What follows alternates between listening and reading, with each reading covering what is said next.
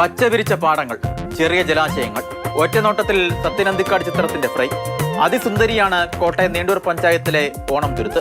പേരിനൊപ്പം ഓണം എപ്പോഴുമുള്ള നാട്.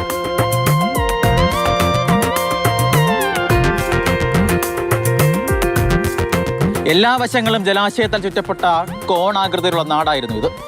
ആദ്യകാലങ്ങളിൽ കോൺ തുരുത്തെന്നറിയപ്പെടുകയും പിന്നീടത് കോണം തുരുത്താവുകയും പറഞ്ഞൊടുവിൽ ഓണം തുരുത്തായി മാറിയെന്നുമാണ് കഥ.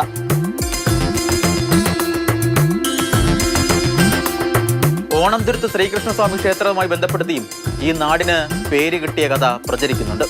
തിരുവോണം നാളിലാണ് ഇവിടുത്തെ ക്ഷേത്രത്തിലെ പ്രധാന പ്രതിഷ്ഠയായിട്ടുള്ള വിഷ്ണു വിഗ്രഹം പ്രതിഷ്ഠിച്ചത് അന്നാണെന്നാണ് പറയപ്പെടുന്നത്. അങ്ങനെയാണ് ഓണം തിരുവോണത്തിൽ നിന്നുണ്ടായ വാക്കായിരിക്കാം ഓണം തുരുത്ത്.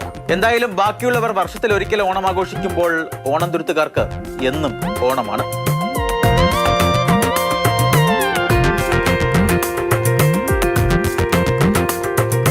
ഓണത്തിന് വേറെ ഒന്നുണ്ട്. ഓണം തുരുത്തിന് ഓണം കയറാൻ മൂല എന്നും പറയാറുണ്ടല്ലോ. ചില ആളുകൾ അങ്ങനെ പരിഹസിക്കാറുണ്ട്, ഓണം വരാത്ത മൂല.